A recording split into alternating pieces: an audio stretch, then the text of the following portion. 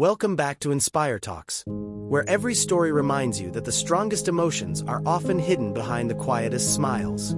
Today's story isn't about heroes, power, or fame. It's about something softer, deeper, and more eternal: a mother's love.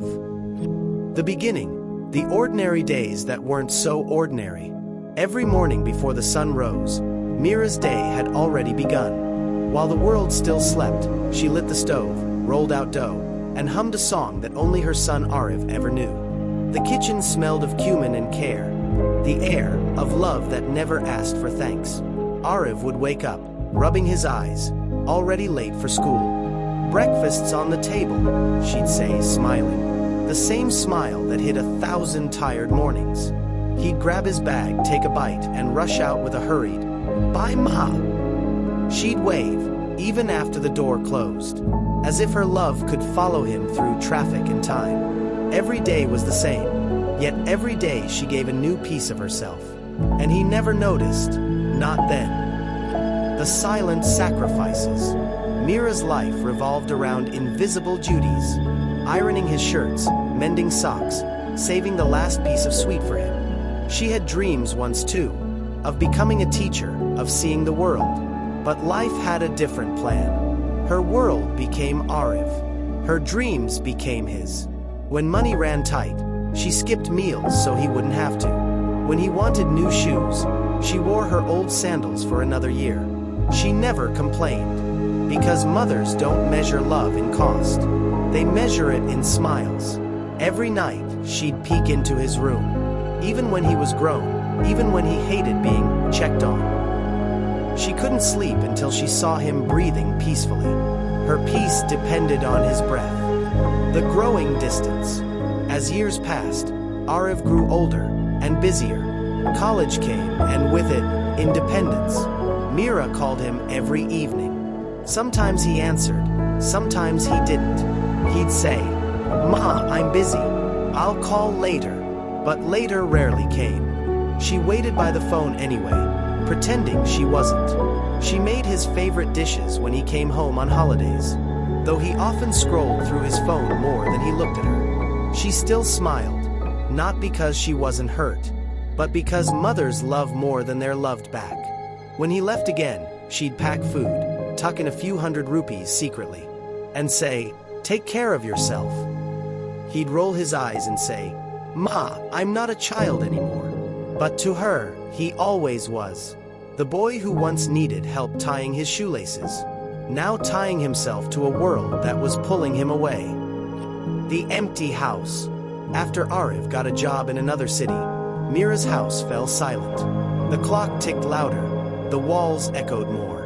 She kept his room the same, books arranged, bed made, a glass of water on the side table, as if he'd walk in any moment. She spoke less, smiled less, but prayed more. Every morning, she lit a diya and whispered his name before God. "Keep him happy, Lord. I don't need anything else." Sometimes she'd stare at the door and imagine him walking in. Sometimes she'd dial his number, just to hear his voice in the call log before hanging up. She missed him, not just his presence, but his laughter, his stories, his warmth.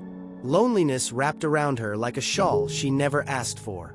But she wore it anyway, quietly, gracefully. The call that changed everything. One night, Arif sat in his office, exhausted but proud. He had just received a promotion. He wanted to celebrate, but something felt off. He looked at his phone. Dozens of unread messages. But not one from his mother. Not today. He smiled faintly and thought, she must be asleep. Moments later, the phone rang.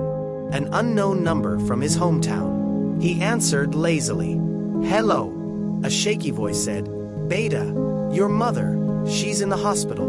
Time stopped. Everything, the noise, the pride, the success, faded into silence.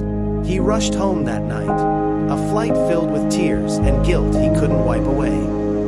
The hospital room. When Arif entered the hospital room, he froze.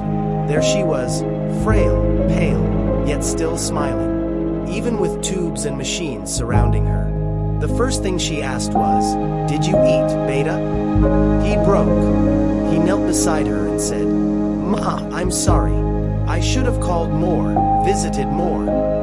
She placed her trembling hand on his head and whispered, "You were always with me, Arif. Every heartbeat said your name."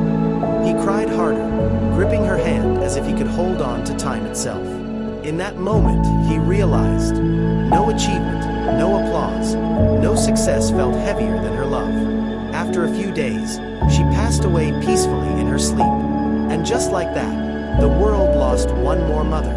But heaven gained another angel who had already lived like one. The aftermath. The house felt emptier than before.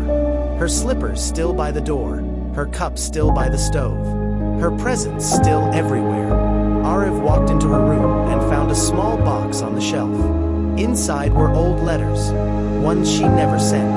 Each one began with, "Dear Arif," and ended with, "I'm proud of you." Tears blurred his vision as he read lines filled with love, longing, and faith. She had been writing to him for years. Letters of blessings she never found time to send. He also found a diary. On the last page, she had written, "If love had a shape, it would be the face of a mother. If sacrifice had a sound, it would be silence. And if heaven had a name, it would be home, because that's where my son belongs." That night, Arif didn't sleep. He sat in the same kitchen where she once cooked for him, lit the same stove, made her favorite tea, and whispered, "Thank you, Mom, for everything I never thanked you for." The realization. Days turned into months. Arif changed, not just as a person, but as a soul. He visited orphanages, helped mothers struggling to raise their children alone, and started a small foundation, the Hands That Never Rested.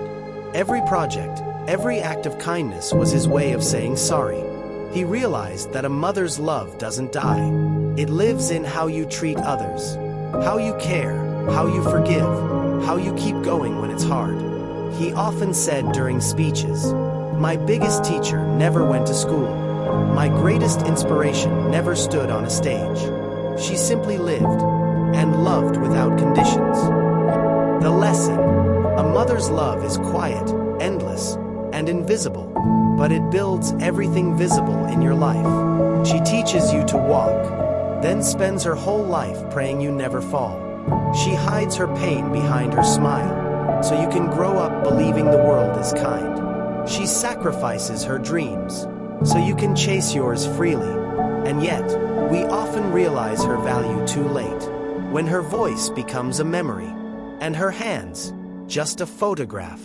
If you still have your mother today, call her, hug her, say, "I love you," before it becomes an echo in your heart. Because the truth is, behind every confident child stands a mother who doubted herself. Behind every successful adult stands a woman who silently fought the world. The moral. Rose, a mother's love doesn't ask for anything, yet it gives everything. Rose, she may not always be beside you, but her love will never leave you. Rose, and if you ever feel lost, just close your eyes and remember, you were once held by hands that never rested. Studio microphone, this was The Hands That Never Rested. If this story touched your heart, share it, not for views, but for voices that deserve to be remembered. Because sometimes, love doesn't need words, just remembrance. Sparkles, until next time, this is Inspire Talks, reminding you that the purest form of strength often comes wrapped in a mother's arms. If this story touched your heart, then let your finger do one small thing. Hit that like button.